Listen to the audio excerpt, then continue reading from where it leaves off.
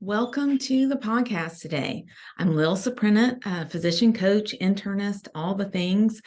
And today I want to talk about two types of friendship on sort of the opposite ends of the spectrum, but both I think really contribute to the richness of our lives and worthy of consideration. So this is an ongoing series on friendship. If you haven't heard the other ones, go back and take a listen.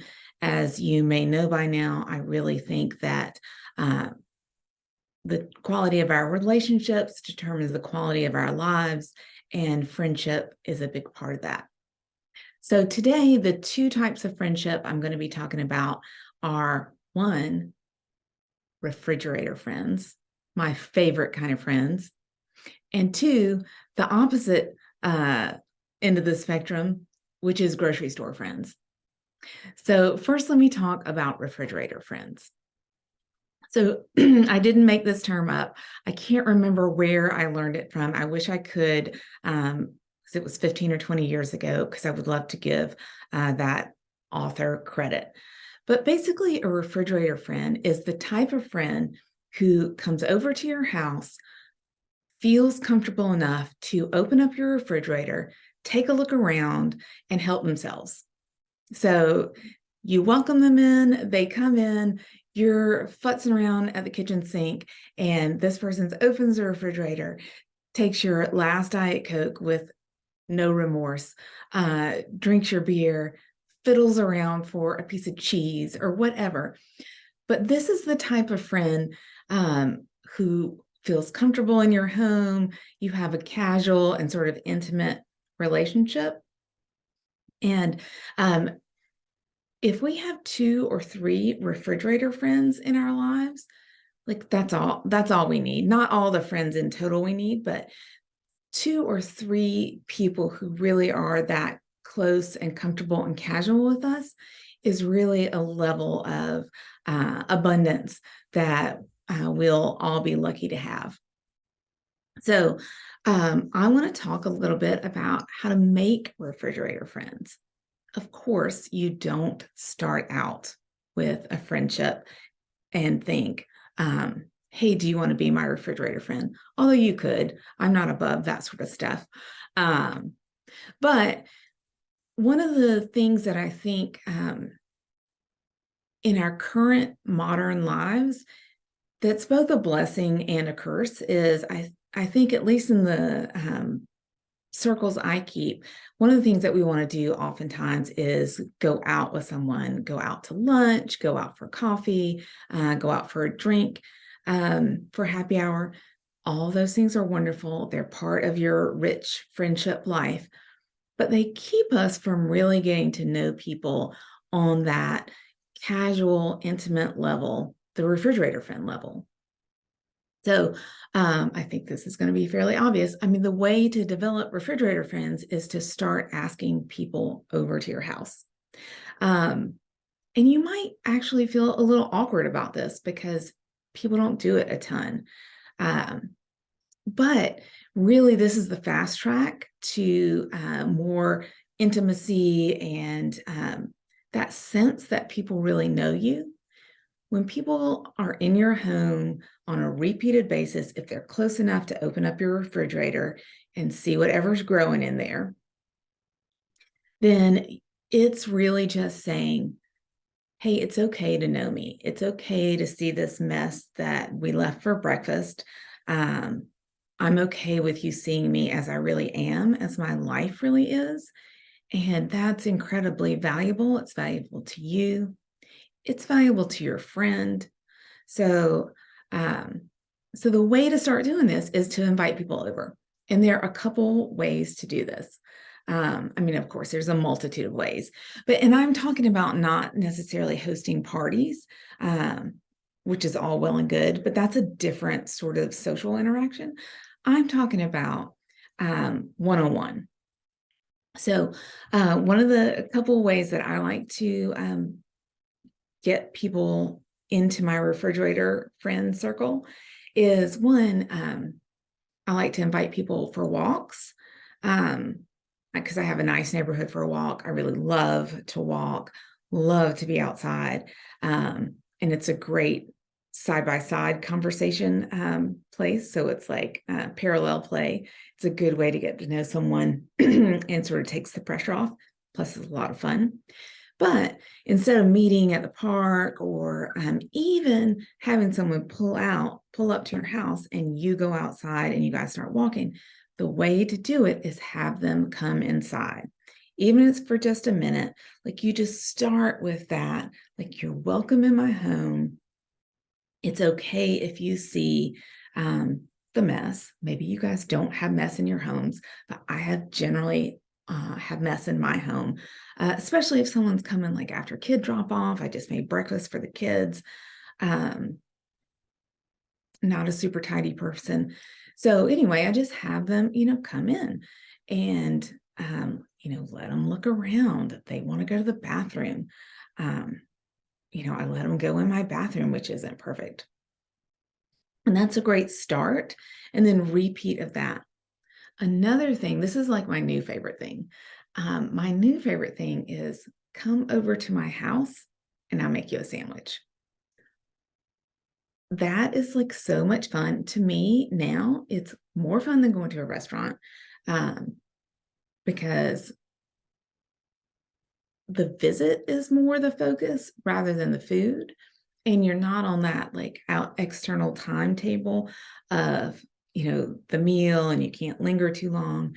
So having someone over for lunch and I'll make you a plain ass sandwich, whatever I've got in the refrigerator, because that's like basically what I eat. Or if I've got leftovers, like I'll offer you leftovers, like super duper casual. That is like the intimacy accelerator. And I don't mean like you're sharing your deepest, darkest secrets, but I mean like you're casual, this is the route to refrigerator friends. So I really do invite you to try this instead of lunch out or coffee out. Invite your friend to your home and fix them something that will not blow their minds. And I just really have a feeling that if you try this, you'll be shocked by how much more fun it is, how relaxed it is. And that's a really quick way to get a refrigerator friend, which I love. So I would love to hear back if you guys try this and make some refrigerator friends, or I would love to hear your stories of your refrigerator friends. Yeah, I would love to hear back from you. So now I want to talk about the opposite end of refrigerator friends. But I want you to open your mind and also think that this level of friendship, and really friendship is probably the wrong word, but I think it's a useful word in that it sets the tone for how you're out interacting in the world. And I'll apologize in advance. There actually is a term for this level of acquaintance. And there's some studies on this that having these casual acquaintances improves the quality of our lives. But I can't remember what it's called. And thus I can't really search for it. So if somebody knows, if this rings a bell, let me know. But I'm calling them grocery store friends. So what I'm talking about with grocery store friends are the people in your regular life that you see on the regular, like the grocery store clerk, the UPS guy, your regular waitress or waiter at a restaurant, people who you probably know their name from a name tag, but you say hi to, you have that sort of friendly relationship with. That's actually a really enriching part of our lives that I think is often overlooked and unappreciated. And this is so easy to cultivate. It also, in addition to like just the social interaction, I think it gives us a sense of place. Like I live in this neighborhood, like people know me. We're so we can be so isolated now that this is just a great thing to do to bring to your conscious life instead of just unconscious. So, I mean, here how it shows up in my life. I go to Publix. I've been going to the same Publix for 7 years. So I know many of the cashiers by name. Like some of them kind of know me, some of them don't. That's totally okay. I know whose line I want to get in, like who I don't, but I appreciate that little bit, couple sentences back and forth of really feeling like these people are part of my life. And I loved our UPS guy. I don't actually know his name, but he's been on the same route, as far as I know, for like 7 years. So when I waved to him in the yard, like I mean it. I'm actually happy to see him.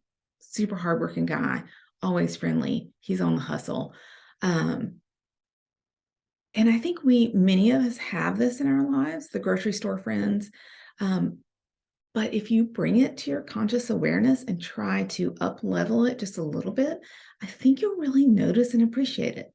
Another place where I think it's awesome to have this is the hospital or the clinic, wherever you work, if you're a physician or in healthcare.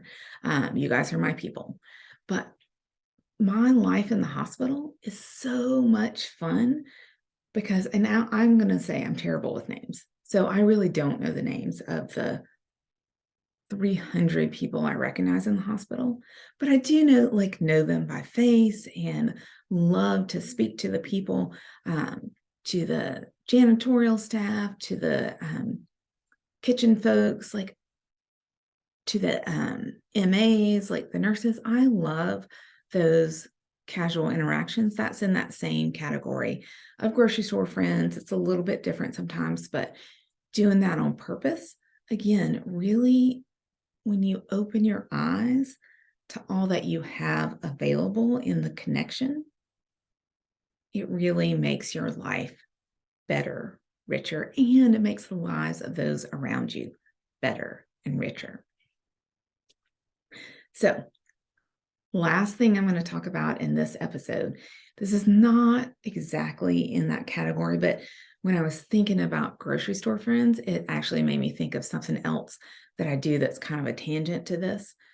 And I don't do this at all in any sort of like manipulative way, but a habit that I've started in the last maybe 3 years, I decided that if I see something that I really like, that someone's wearing is what it usually is, or something about someone, I will give a random stranger a compliment. You cannot underestimate how much fun this is. Some people will say that you should not comment on people's appearance. I read this in a blog written by a man, and he made a good point that we put too much emphasis on women's appearance, blah blah blah. That's not really what I'm talking about, but I actually think a little bit the opposite. If you're wearing a sharp ass outfit, a yellow suit and yellow shoes and some earrings to match, you put some thought into that. Like you enjoy looking good. And so I'm going to tell you. So if I see someone in the grocery store with shoes I like or earrings I like or something that honestly really dazzles me, I'll make a point to go up to them and tell them. I've never, ever had anyone not be thrilled to receive a random compliment from a stranger. I'll also, just the other day I was in Publix and I saw a bag boy who said, it said that he'd been there since 2018 and I had never seen this person. So I just asked him, like, have you been here at this Publix since 2018? I've never seen you. He was thrilled to have someone notice him and talk to him. And I was thrilled to get to know him. I love the bag boys. I know they're not boys, but bag boys in Publix. Some of them are special needs. Like it's one of my favorite things. So anyway, made his day, made my day. And this is the kind of thing that if you do this on purpose, again, enriches your life, enriches the lives of others, and it makes it more fun when you're out to notice what people are wearing. So, side tangent, the random person compliment kind of goes in with that grocery store friend. So that's what I have for you today. Refrigerator friends, your tightest, most know you, see your mess, and then your grocery store friends. I recognize you. Um, I know your name is Lily. My name is Lil, all that kind of stuff. Sort of opposite ends, but both of these types of relationships enrich the quality of your life, and go out there and do it on purpose. All right. Have a great rest of the week. Bye.